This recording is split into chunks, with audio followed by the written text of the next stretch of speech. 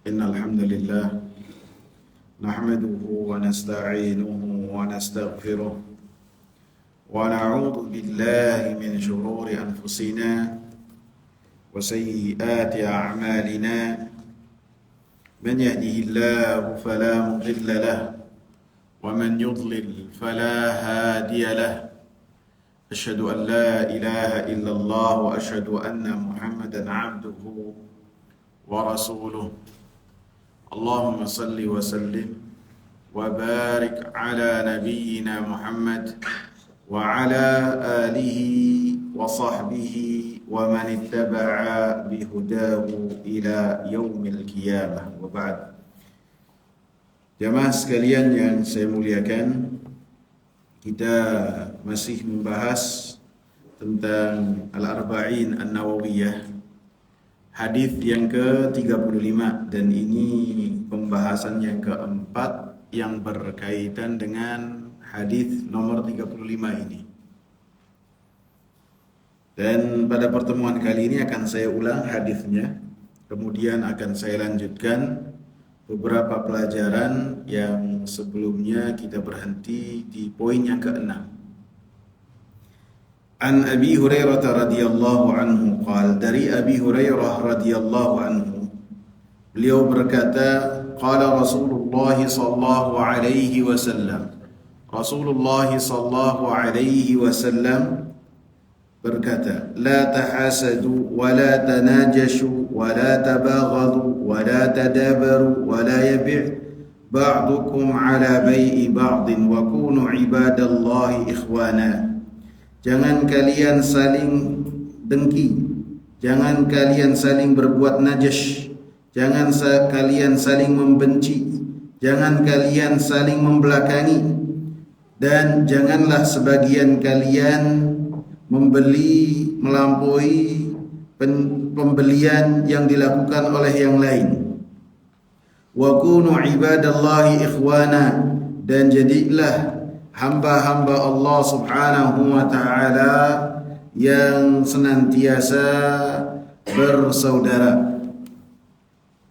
Al-muslimu akhul muslim, orang muslim itu saudara untuk muslim yang lainnya. La yadhlimuhu, tidak dia menzaliminya. Wa la yakhdhuluhu, tidak membiarkannya untuk dizalimi oleh yang lain. Wa la yakdzibuhu, dan tidak berdusta kepadanya. Wa la yahqiruhu, dan tidak menghinanya ataupun meremehkannya. At-taqwa hahuna, takwa itu ada di sini. Wa yushiru ila sadrihi 3 marrat. Rasulullah sallallahu alaihi wasallam memberikan isyarat ke dadanya 3 kali ketika mengatakan at-taqwa hahuna. Bihasabi imri'in minasyarri an yahqira akhahul muslim.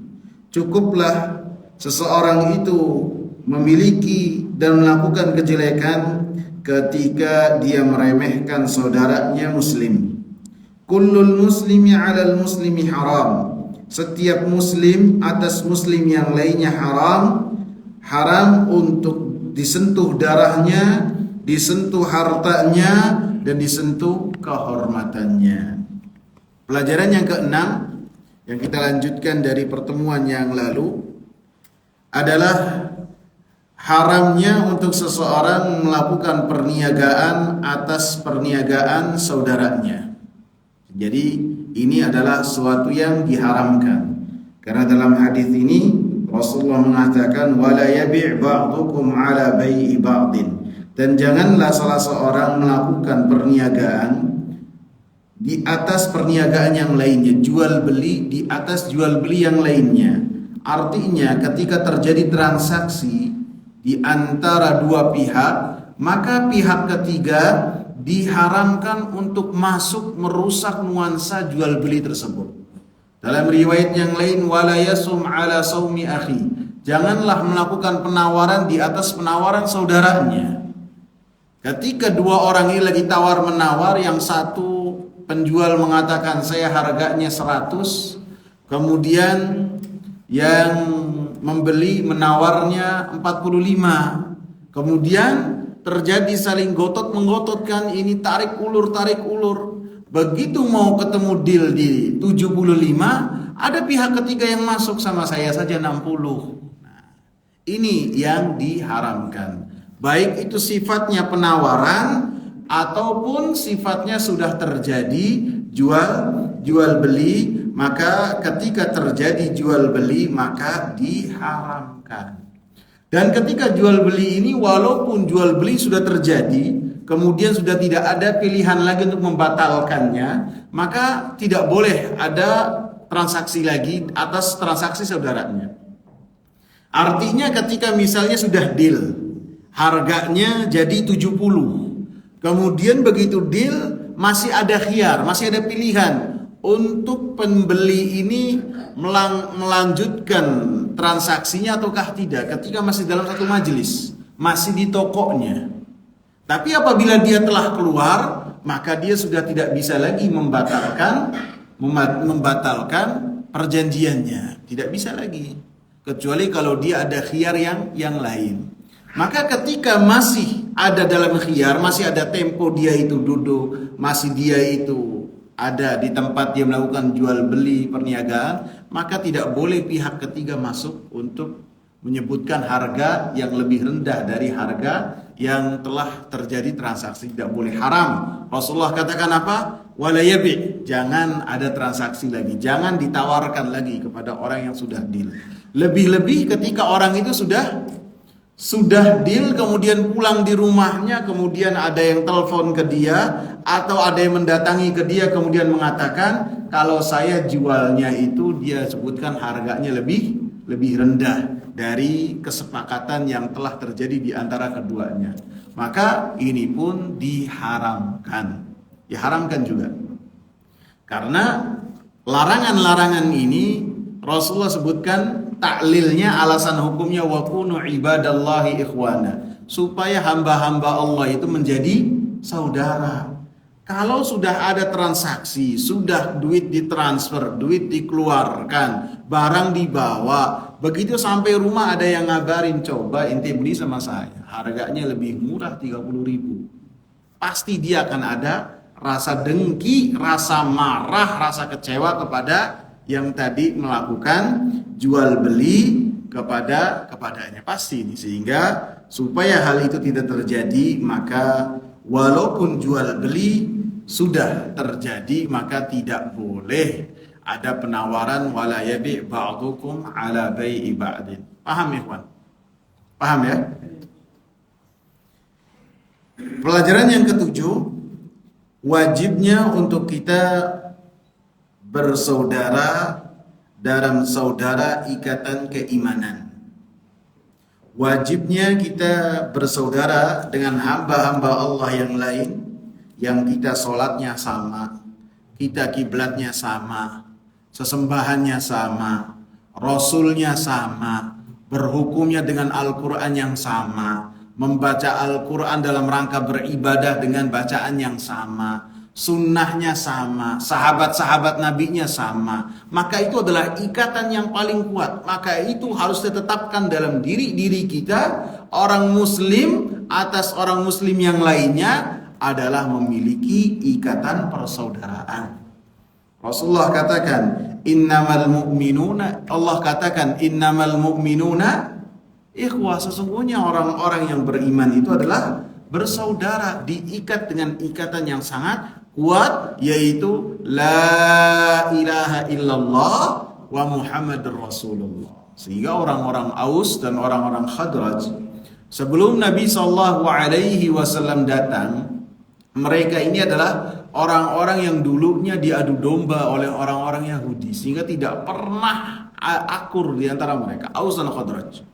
Sehingga sebelum Nabi datang, mereka pun membutuhkan seorang tokoh yang tokohnya ini bisa mengikat di antara keduanya. Akhirnya mereka sepakati siapa? Abdullah ibn Ubay ibn Salul. Mereka persiapkan mahkota untuk Abdullah ini supaya menjadi pengikat antara orang Aus dan Khadraj. Akan tetapi Allah berkehendak Nabi Muhammad SAW dan para sahabatnya berhijrah ke kota Madinah. Kemudian orang-orang Aus dan orang-orang Khadraj tidak membutuhkan lagi tokoh pengikat di antara mereka. Mereka sudah memiliki ikatan yang lebih kuat, yaitu apa? Ikatan keimanan. Artinya Nabi sallallahu alaihi wasallam ketika menyatakan wa kunu ibadallahi ikhwana, artinya senantiasalah kalian menjadi hamba-hamba Allah Subhanahu wa taala yang bersaudara, sehingga persaudaraan ini tetap dijaga dengan kita senantiasa husnudzon kepada saudara-saudara kita semua yang memiliki ikatan dengan kita, asyhadu an la ilaha illallah wa anna muhammadar rasulullah. Kadang-kadang ikatan yang luas ini disempitkan dengan apa? Harus satu majelis. Tidak. Ikatannya itu apa? Ikatan kalimat la ilaha illallah. Walaupun kita tidak paham di antara mereka dengan bahasanya. Biasa kita rasakan kalau menunaikan ibadah haji, ibadah umrah. Begitu bertemu dengan orang yang kulitnya beda dengan kita, rasnya beda dengan kita, kemudian bahasanya pun tidak dipahami sedikit pun, akan tapi pengikat kita kita yaitu kalimat la ilaha illallah wa muhammadar rasulullah. Dan bisa jadi orang yang di hadapan kita itu termasuk inna akramakum indallahi atqakum, karena menunjukkan kedudukan sisi Allah itu bukanlah warna kulit, bukan juga apa dari mana dia berasal, bukan, akan tapi bagaimana seseorang itu hubungannya dengan Allah Subhanahu wa taala, maka dia yang paling mulia. Sebagaimana Bilal ibn Rabah, orang yang tidak memiliki garis keturunan, dan dia juga sebelumnya adalah budak belian yang dipandang hina oleh orang-orang Arab, akan tetapi ketika mengatakan kalimat la ilaha illallah wa muhammadar rasulullah dan senantiasa menjaga kalimat tersebut di dadanya walaupun taruhannya darah, taruhannya nyawa, maka Rasulullah memberikan kabar gembira kepada Bilal bahwasanya Allah telah mempersiapkan baginya surga, padahal tidak memiliki garis keturunan, silsilah garis keturunan yang dibanggakan oleh orang-orang Arab. Tidak. Sebaliknya Abu Lahab, pamannya Nabi, yang mana Nabi itu memiliki garis keturunan yang paling tinggi seantero orang-orang Arab, akan tetapi ketika tidak beriman, membangkang, maka apa? Allah langsung vonis Abu Lahab menjadi penghuni api neraka. Jadi kedudukan seorang adalah bagaimana dia berhubungan dengan Allah, bagaimana menjaga perintah-perintah Allah, maka dia akan termasuk dari inna akramakum indallahi atqakum. Dan termasuk menjaga ukhuwah Islamiyah adalah dengan senantiasa berupaya mengingat kebaikan saudara-saudaranya. Sehingga apabila mengingat kebaikan saudara-saudaranya yang seiman, maka dia akan nyaman dengan saudara-saudaranya seiman. Begitu juga akan hilang dari hatinya apa? Dari hatinya kebencian dan rasa dengki. Begitu juga termasuk, saya rasa udah dibahas ya? Belum ya? Termasuk menjaga ukhuwah Islamiyah adalah dengan memberikan hadiah. Dengan saling memberikan hidayah, memberikan hadiah. Maka Rasulullah sallallahu alaihi wasallam mengatakan tahabu. Kalian salinglah memberikan hadiah, niscaya kalian akan saling mencintai. Begitu juga dengan saling menebarkan salam. Mengucapkan assalamualaikum di antara kita, ketika kita tebarkan di antara orang-orang yang beriman, maka akan menjaga ukhuwah Islamiyah di antara kita. Kemudian juga dengan melaksanakan ibadah yang ibadahnya itu dilaksanakan secara berjamaah dan bersama-sama. Maka ketika dilaksanakan bersama dengan orang-orang yang beriman, maka akan ada ikatan yang lebih bersama dengan orang-orang beriman daripada dengan yang lainnya, seperti melaksanakan sholat berjamaah, melaksanakan sholat Jumat, melaksanakan sholat Id. Maka itu semua ketika dilaksanakan akan menjadikan rasa cinta dan persaudaraan di antara orang-orang yang beriman. Pelajaran yang berikutnya dari hadis ini,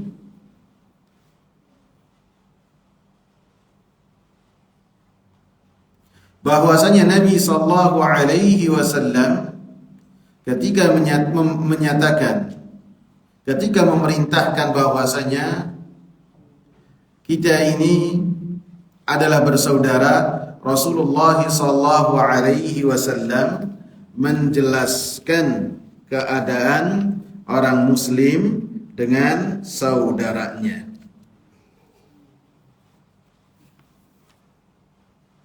Pelajaran yang ke-9,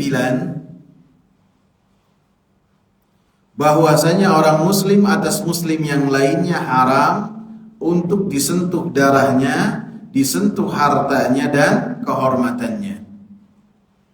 Karena Nabi sallallahu alaihi wasallam mengatakan dalam hadis ini, kullul muslimi 'alal muslimi haram. Setiap muslim atas muslim yang lainnya haram. Haram untuk dikucurkan darahnya, tidak boleh darah seorang muslim dikucurkan dengan alasan apapun. Tidak boleh dengan mengatakan ini dalam rangka ibadah kita korbankan, tidak boleh. Rasulullah sallallahu alaihi wasallam mengatakan, bagaimana kalian melihat Ka'bah al-Musyarrafah? Semua orang-orang yang beriman, semua orang-orang Arab, mereka mengagungkan Ka'bah. Bahkan orang-orang kafir dari orang-orang Arab pun mereka mengagungkan Ka'bah, lebih-lebih orang-orang yang beriman. Bagaimana orang-orang Arab yang pada saat itu hidup sezaman dengan Rasulullah mendengar Ka'bah dilindungi langsung oleh Allah Subhanahu wa taala ketika menghadapi pasukan gajah, dilindungi oleh Allah. Sehingga Rasulullah katakan, bagaimana kalian melihat Ka'bah? Maka mereka mengatakan, itulah yang dihormati, yang dikagumi. Maka Rasulullah sallallahu alaihi wasallam katakan bahwasanya jiwa seorang mukmin itu lebih dihormati di sisi Allah Subhanahu wa taala. Bahkan satu nyawa itu lebih berat di sisi Allah Subhanahu wa taala daripada hilangnya langit ataupun bergesernya bumi. Menunjukkan apa? Tidak boleh kita bermain-main dengan nyawa. Dengan alasan jihad, dengan alasan apapun juga, kemudian nyawa orang-orang yang beriman dipertaruhkan, maka itu tidak boleh. Begitu juga yang berkaitan dengan harta. Tidak boleh seseorang mengambil harta orang lain kecuali dengan ridha dari orang yang dia ambil. Apabila orang yang diambilnya itu tidak memiliki enak hati, sungkan, dia apabila ketika diminta atau ditawarkan kepadanya barang, apabila enggak beli dia merasa enggak enak hati, maka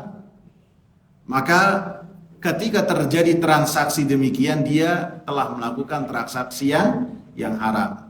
Tidak boleh, harus benar-benar yatibu nafsu. Harus orang muslim ketika melakukan transaksi harus dalam keadaan ridha, dalam keadaan dia rela terjadi transaksi. Begitu juga kehormatan orang muslim atas muslim yang lainnya harus dilindungi, harus dijaga. Tidak boleh digunjing, tidak boleh digibah. Maka orang-orang yang melakukan gibah sama artinya dia memakan daging saudaranya dalam keadaan saudaranya menjadi bangkai. Karena apa? Orang yang digunjing ini seperti orang mati, tidak bisa membela diri. Karena dia tidak ada di hadapannya, tidak ada. Sehingga orang-orang yang mewakili orang tersebut, orang mendengar saudaranya digunjingin, kemudian dia membela orang yang digunjingin ini semampu dia, walaupun dengan kata-kata sederhana, bisa jadi permasalahannya tidak seperti yang kamu katakan. Ini demikian pembelaan saja. Maka man dzabba an irdi akhihi an ghaibatihi, siapa yang membela kehormatan saudaranya ketika saudaranya itu digunjingin, a'taqahullahu minan nar. Allah bebaskan orang tersebut dari api neraka walaupun dengan perkataan-perkataannya yang singkat. Dan setiap kita pun juga diperintahkan oleh Allah dan Rasulnya untuk kita ini apa? Menjaga kehormatan diri-diri kita. Kita upayakan untuk diri kita itu terbebas dari tuduhan-tuduhan. Misalnya ketika kita berpapasan, kemudian kita tidak mengucapkan salam kepada orang atau tidak bisa senyum kepada orang tersebut, kemudian kita hilang, kemudian ketika ketemu sama orang tersebut, jangan sampai orang ini suudzon kepada kita. Kita jelaskan, maaf kemarin saya langsung pergi, waktu itu maaf, misalnya contohnya saya nahan ludah. Jadi nggak enak kalau meludah depan antum. Ataupun saya dengar kabar yang saya harus cepat pergi misalnya. Sehingga orang tersebut paham bahwasanya ketika orang ini cepat-cepat meninggalkannya, tidak menegur terlebih dahulu, ada keperluan yang mendesak. Dan ini dicontohkan oleh Rasulullah SAW. Ketika Rasulullah SAW bersama dengan Safiyah di malam hari ketika Rasulullah SAW i'tikaf, maka Rasulullah berbicara dengan Safiyah istrinya ini di tengah kegelapan malam. Maka ada dua sahabat yang begitu mendekat ke satu pasang ini, kemudian langsung jalan dengan cepat. Ini dari sahabat Ansar. Maka Rasulullah langsung menegurnya, santai saja, santai, jangan buru-buru, ala rislikuma, jangan buru-buru.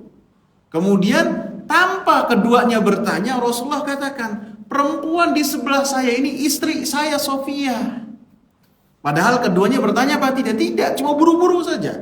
Yang tadinya jalan biasa, lihat ada dua orang lagi ngobrol, satu laki, satu perempuan, yang laki mereka kenal itu Rasulullah, kemudian mereka berjalan lebih cepat. Rasulullah panggil, sini.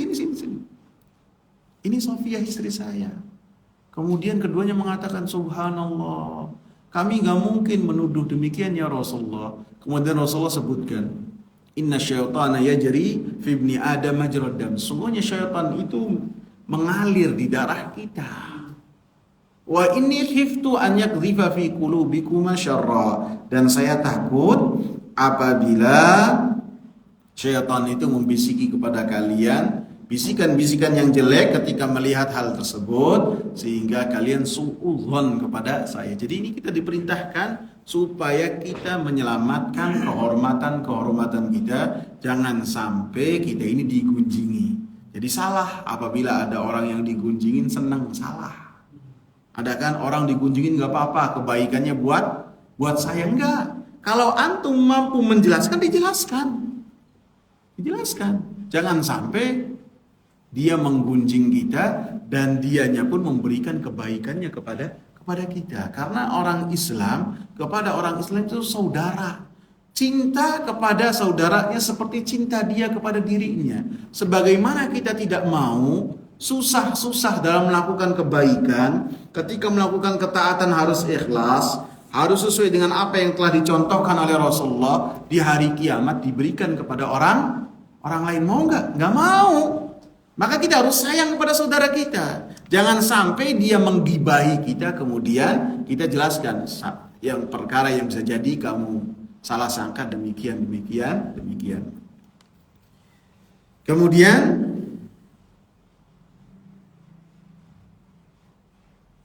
yang keberapa nih? 10 ya. Annahu la yajni alaihi bi ayyi jinayatin turiqud dama aw bi ayyi jinayatin tanqusul mal. Saya enggak paham ya. Kita lompat saja. Yang ke-11, tahrimu irdil muslim. Haramnya untuk kita ini menodai kehormatan orang Islam, saudara kita. Yakni dilarang untuk kita itu melakukan ghibah terhadap saudara kita. Dan ghibah ini bukan dosa kecil, bukan. Ghibah ini adalah dari dosa-dosa besar. Karena pengertian dosa besar itu apabila setiap perbuatan dosa yang ada ancamannya khusus, baik di dunia ataupun di akhirat. Dan Rasulullah SAW sebutkan bahwasanya orang yang melakukan ghibah ini adalah orang yang melakukan kezaliman. Dan orang yang melakukan kezaliman itu akan mendapatkan kegelapan pada hari kiamat. Di antaranya kebaikan-kebaikannya akan diberikan kepada orang yang dizalimi. Dan orang-orang yang melakukan ghibah itu di alam barzah mendapatkan siksaan-siksaan yang khusus. Dan ghibah ini dosa yang berkaitan dengan anak manusia. Ghibah ini tidak akan diampuni oleh Allah Subhanahu wa taala taubatnya kecuali seseorang meminta halal dari orang-orang yang telah dighibahi. Lebih-lebih apabila orang tersebut mengetahui kita berbuat ghibah kepadanya. Apabila orang tersebut tidak mengetahuinya, maka cara meminta halalnya di majlis yang dulu kita berbuat ghibah terhadap orang tersebut, kita sebut kebaikan-kebaikan orang yang dulu kita gibahi. Kalau mampu meminta maaf, kalau kita takut nih, kalau kita minta maaf, orangnya itu akan marah, maka kita tidak minta maaf. Akan tapi apabila kita minta maaf dan orangnya telah mengetahui perbuatan kita dan kita minta halal orangnya berkenan, maka kita langsung minta maaf. Anggaplah orangnya ini minta dari kita, ya udah kalau kamu kasih 3 juta saya maafin, kasih 3 juta. Yang penting dia kasih halal dan dunia bisa kita cari. Dan orang yang telah melakukan ghibah, efeknya itu apa?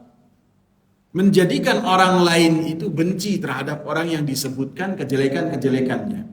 Sehingga orang yang berbuat ghibah otomatis dia telah melakukan adu domba. Yang tadinya seseorang itu hatinya bersih kepada orang lain, dia menjadi hatinya penuh kebencian.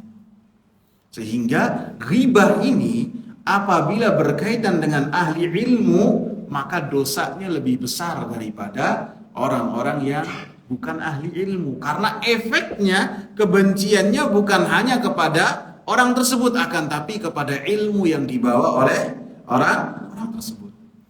Begitu juga ketika ghibahnya itu berkaitan dengan ulil amri, pemerintah, disebut kekurangan-kekurangannya, kesalahan-kesalahannya, maka ini pun dosanya lebih besar daripada seseorang ghibah terhadap orang yang biasa-biasa saja, karena efeknya itu stabilitas keamanan. Dari seorang itu dibumbui tentang kejelekan-kejelekan penguasa, maka dia makin benci kepada penguasa, maka semua kebijakan pemerintah diremehkan. Sehingga ini dosanya lebih dari ketika diberikan kepada ghibah tersebut dilakukan kepada orang-orang awam. Dan sebagian orang ini kita lihat ketika membahas penguasa seakan-akan penguasa tidak memiliki kehormatan. Begitu nggak, ikhwan? Maka ini adalah sesuatu yang salah, harus dijaga kehormatannya. Karena itu adalah apa? Ada haibahnya, ada wibawa yang harus dijaga. Kemudian pelajaran yang berikutnya, bahwasanya tidak boleh melakukan kezaliman kepada orang muslim. Kezaliman apapun juga, maka itu tidak boleh. Karena Rasulullah sallallahu alaihi wasallam katakan, la yadhlimu. Orang muslim atas orang muslim yang lainnya itu tidak melakukan kezaliman. Tidak dizalimi dengan apapun juga, baik yang bersifat dengan harta, bersifat dengan apapun juga amanatnya, semua tidak kita zalimi saudara-saudara kita. Seperti yang hadis yang telah saya sebutkan, Rasulullah sallallahu alaihi wasallam katakan, ittaqul zulma fa inna zulma zulumatun yaumal qiyamah. Hati-hatilah kalian terhadap kezaliman, jangan kalian remehkan. Karena kezaliman adalah kegelapan bagi pelakunya pada hari kiamat. Kemudian disebutkan Rasulullah mengatakan, man ta'uddunal muflisa fikum. Siapa sih yang kalian anggap orang-orang bangkrut itu? Karena sebagian dari para sahabat mereka profesinya adalah saudagar. Seperti orang-orang Quraisy itu adalah saudagar. Karena mereka tidak bisa berkebun, bercocok tanam di Mekah yang Allah katakan ghairi dzar, tidak bisa ditanami sedikit pun. Sebaliknya orang-orang Yathrib, orang-orang Madinah itu adalah ahli bercocok tanam. Maka Rasulullah menggunakan istilah-istilah yang sangat familiar di telinga mereka. Apa sih orang bangkrut itu? Maka para sahabat menjelaskan yang namanya orang bangkrut itu yang tidak punya harta sedikit pun. Mau berdagang tidak punya modal, ataupun berjualan barangnya habis, duit tidak kumpul, itu namanya orang bangkrut. Maka kata Rasulullah sallallahu alaihi wasallam katakan, al-muflisu man ya'ti yaumal qiyamati bihasanatin amsalil jibal. Orang yang bangkrut adalah orang yang datang pada hari kiamat dengan kebaikan-kebaikan seperti gunung. Artinya ini adalah orang ahli ibadah. Orang yang ketika beramal, amalannya diterima oleh Allah, bukan amalan yang tidak diterima. Hablum minallahnya, hubungan antara dia dengan Allah apa? Luar biasa, diterima amalan-amalannya, ahli ibadah. Puasa, diterima amalan-amalannya. Akan tapi muamalah dia dengan selain Allah nol besar. Fayati wa qad daraba hadza, dia telah mukul, melakukan kezaliman secara fisik. Wa syatama hadza, memaki. Ini kehormatan, makian-makian itu akan dipertanggungjawabkan di hadapan Allah. Jadi antum jangan gampang-gampang ketika ada yang di lampu merah kemudian lewat dengan kebut di samping, kemudian untuk belok kiri, kemudian karena rada kencang, kemudian antum memaki semau sendiri. Makian kita akan kita pertanggungjawabkan di hadapan Allah. Jangan gampang-gampang, semua lafaz akan kita pertanggungjawabkan di hadapan Allah. Wa akhadha mala hadza, dia pun melakukan kezaliman berupa harta, nilep duit orang. Baik itu secara langsung ataupun dikumpulin, katanya buat umat, akan tapi buat sendiri bisa ini. Ataupun dia tipu menipu bisa. Maka kata Rasulullah, fayakhudhu hadza min hasanati, kemudian diambillah kebaikan-kebaikan orang-orang yang dizalimi, diberikan kepada orang-orang yang dizalimi. Kebaikan orang yang beribadah ini kemudian diambil dan diberikan kepada orang-orang yang dizalimi. Wa hadza min hasanati, dan diambil semua sampai apabila sudah habis kebaikan-kebaikan yang seperti gunung itu, diambillah kejelekan-kejelekan dari orang yang dizaliminya, diberikan kepada orang yang telah melakukan kezaliman sampai dilemparkan ke dalam api neraka. Dan senantiasa kita ingatkan, kezaliman apabila antar manusia itu tidak akan diampuni oleh Allah sampai keduanya menyelesaikan masing-masing di dunia.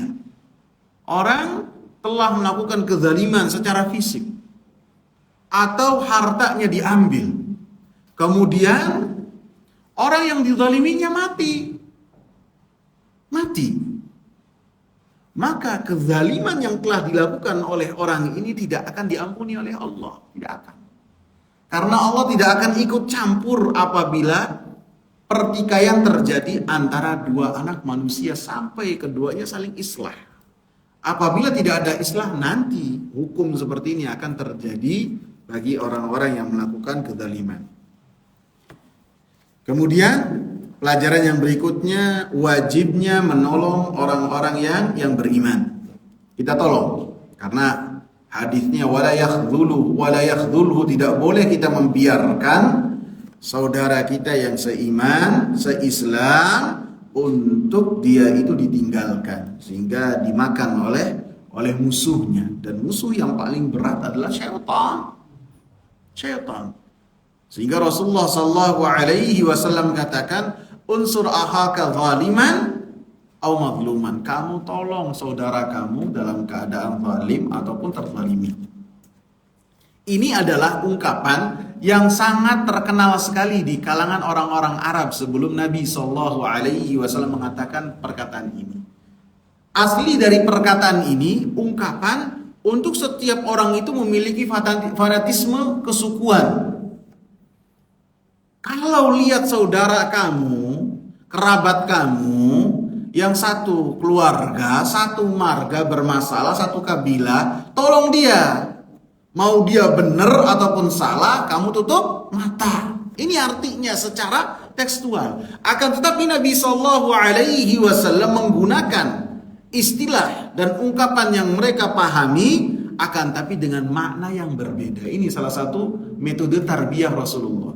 Istilah yang biasa familiar digunakan seperti bangkrut digunakan. Kemudian ungkapan-ungkapan yang sangat biasa diungkapkan dalam rangka membela saudara-saudara mereka, Rasulullah pun ungkapnya. Tapi kalau yang dizalimi bagaimana ya Rasulullah? Maka Rasulullah Shallallahu Alaihi Wasallam katakan, kamu tahan saudaramu jangan sampai dia berbuat kezaliman, maka kamu menolong saudaramu. Jadi jangan dibiarkan ada saudara kita melakukan kemaksiatan, lebih-lebih yang berkaitan dengan kesyirikan ataupun yang berkaitan dengan kezaliman, kita tahan. Jangan sampai dia melakukan kezaliman, karena yang rugi dia sendiri. Kita nasihati dengan cara yang baik.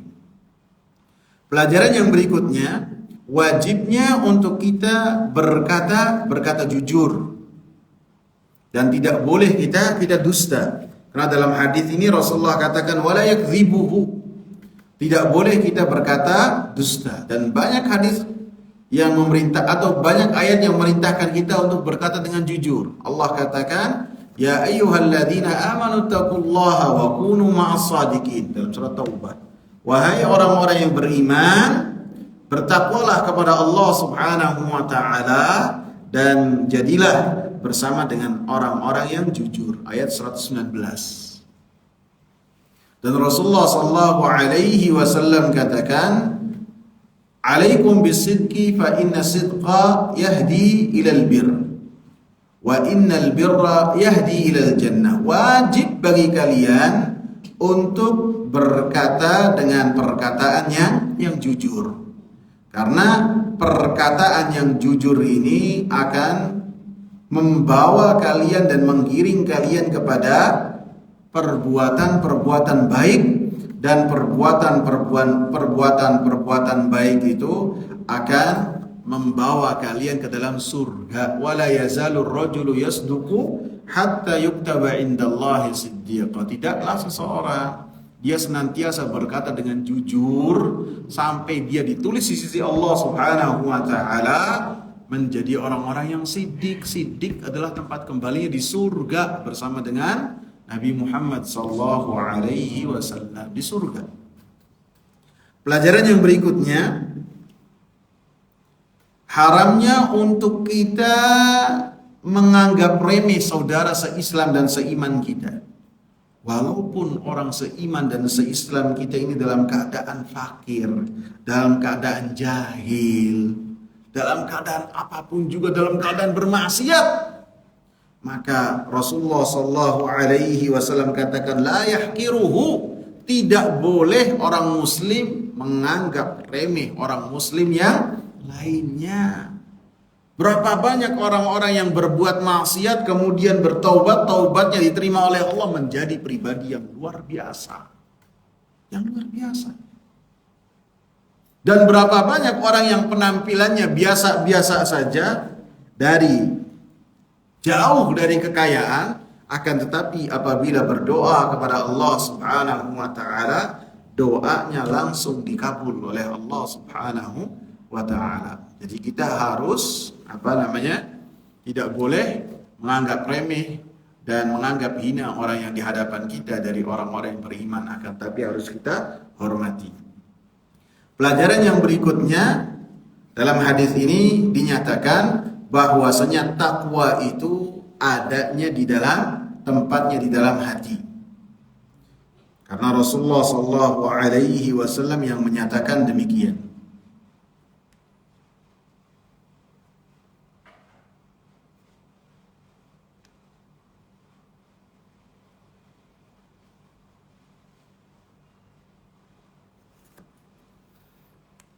Pelajaran yang berikutnya,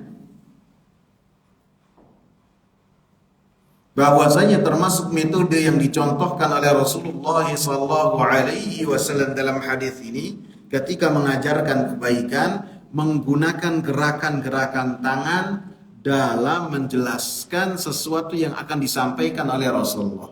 Rasulullah katakan, at-taqwa hahuna, takwa itu ada di sini. Kemudian Rasulullah sallallahu alaihi wasallam menunjukkan ke dadanya. Dan Rasulullah ulang 3 kali, at-taqwa hahuna, at-taqwa hahuna. Padahal Rasulullah mampu mengucapkan at-taqwa fil qalb. Takwa itu di hati. Akan tapi ketika Rasulullah menggunakan jari untuk menunjukkan, terkadang ketika menyampaikan kita membutuhkan gerakan-gerakan supaya orang yang ada di hadapan kita itu lebih memahami.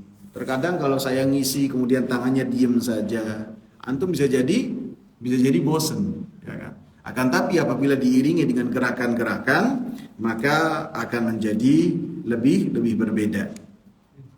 Pelajaran yang berikutnya, tidak boleh besarnya hukuman bagi orang-orang yang menghina saudaranya seiman dan seislam. Karena orang-orang yang melakukan perkara yang demikian, maka dia telah melakukan kejelekan. Rasulullah katakan, cukuplah bihasbi mri'in minasyarri an yahqira akhahul muslim. Cukuplah seseorang dia itu memiliki dan mendapatkan dan melakukan kejelekan ketika dia itu menganggap remeh saudaranya. Pelajaran yang keberapa? Yang berikutnya, saya percepat supaya nanti pertemuan berikutnya dalam hadis yang baru. Wajib menghormati orang Islam di dalam 3 perkara: darahnya, hartanya, dan kehormatannya. Kemudian di dalam hadis ini juga disebutkan yang berkaitan dengan bahwasanya ketakwaan itu adanya di hati, akan tetapi apa yang ada di hati itu nampak dan jelas dalam amal anggota badan. Jadi ketika Rasulullah mengatakan amalan itu di hati, akan tetapi yang Rasulullah sallallahu alaihi wasallam larang adalah berkaitan dengan perbuatan-perbuatan, berkaitan dengan lisan, berkaitan dengan penghormatan orang lain. Kemudian Rasulullah sebutkan takwa itu adanya di hati. Sehingga apabila seorang itu bertakwa yang ada di hatinya, maka apa yang dilakukannya menunjukkan ketakwaan di dalam hati. Belum dipahami, saya jelaskan. Rasulullah katakan, ala inna fil jasadi mudghah. Ketahuilah di dalam satu tubuh itu ada segumpal daging. Yang segumpal daging ini adalah hati.